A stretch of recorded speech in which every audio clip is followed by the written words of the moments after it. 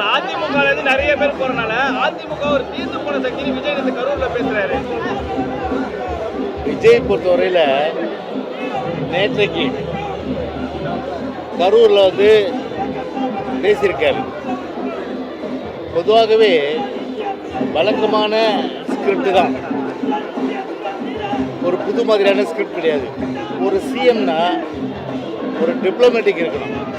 ஆனால் அந்த ஒரு டிப்ளமேட்டிக் அந்த தன்மை இல்லாமல் ஒரு சினிமாவில் வந்து ஒரு ஷார்ட் வந்து எப்படி ரெடியாக எடுப்பாங்களோ அந்த மாதிரி எடுக்கிறதுக்கு தகுந்த மாதிரி ஸ்டார்ட் வசனத்தை ஒப்பிச்சுட்டாரு.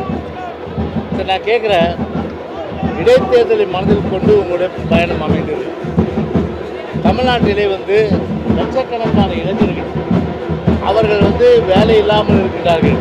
ஆனால் என்ன சொன்னீங்க நீங்கள்? நாங்கள் ஆட்சிக்கு வந்தவுடன் வீட்டுக்கு ஒருவருக்கு வேலை தருவோம்னு சொன்னீங்களா இல்லையா? வீட்டுக்கு ஒருவருக்கு வேலை இன்னும் தரல. அரசு பணியிடங்கள் 3.5 லட்சம் இன்னைக்கு காலியாக இருக்குது. அந்த 3.5 லட்சம் பணியிடங்கள் நிரப்புவதற்கு என்ன நடவடிக்கை எடுத்து அங்கே பேசியிருக்கலாம்? நீங்கள் அதை பேசலை. விவசாயிகள் பிரச்சனை பேசுறீங்களா? இல்லை, இன்னும் ஜூன் மாதத்தில் குறுவை சாகுபடிக்கு, குறுவைக்கு அடுத்தது சம்பா, சம்பாவுக்கு அடுத்தது தாளடி, முதல்ல குறுவை சாகுபடிக்கு 9.90 டிஎம்சி தண்ணீர் வேணும். அதே போல் ஜூலையில் வந்து 30 டிஎம்சி தண்ணீர் வேணும்.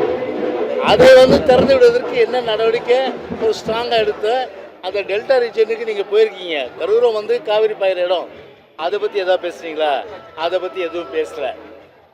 சரி, டிஎன்பிசிக்காக வந்து பார்த்தீங்கன்னா வந்து வேக்கன்சி அவ்வளோ இருக்கும்போது இளைஞருடைய எதிர்காலம் வந்து வேலைவாய்ப்பு கேள்விக்குறியாக்க நிலையில் ஒரு 32 பேருக்கு பணி அப்படின்றது பொதுவாகவே விஜய் பொறுத்தவரை இதை புரட்சித் தலைவர் எம்ஜிஆரோடு ஒப்பிடும்போது 1958 சம்பாதித்த பணத்தை எல்லாம் வந்து வாரி வாரி வாரி வாரி ஏழை எளிய மக்களுக்கு கொடுத்தாரு.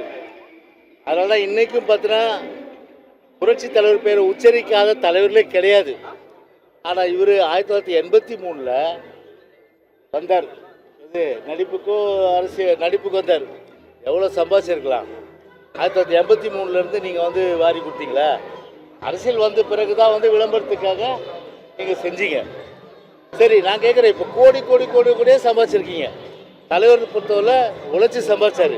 ஆனால் எனக்கு எதுவும் தேவையில்லை, மக்களுக்கு வாரி வாரி கொடுத்தாரு.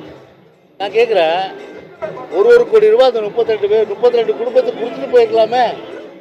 32 குடும்பத்துக்கு ஒரு கோடி ரூபா கொடுத்தாலே அதை வச்சு அவங்க வந்து பார்த்தீங்கன்னா மாதம் பேங்க்கில் போட்டு வட்டினா கூட ஏகப்பட்ட அளவுக்கு வந்து அவங்களுக்கு வந்து அவங்க பொருளாதார ரீதியாக அவங்க முன்னுக்கு வர முடியும்.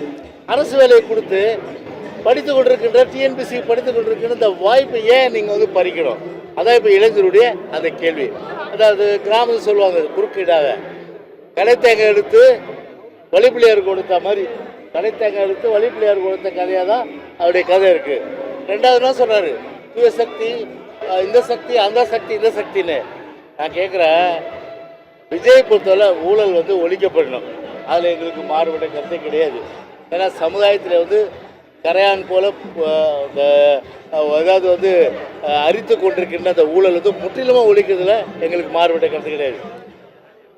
யாரை வச்சு நீங்கள் பேசுகிறீங்க? நீங்கள் யாரை வச்சுன்னு பேசுகிறீங்க? அதை யோசனை பண்ணி பாருங்கள் நீங்கள். அப்போ சொல்கிறது ஒன்று, ஊருக்கு தான் உபதேசம். கிராமத்தில் ஒரு பழமொழி சொல்லுவாங்க. என்ன சொல்லுவாங்க தெரியுமா? கோழி திருடனை பக்கத்தில் வச்சுக்கிட்டு ஊரெல்லாம் தண்டோரம் போட்டானா ஒருத்தன். அந்த மாதிரி தான் இருக்குது அவருடைய ஸ்டேட்மெண்ட் எல்லாம்.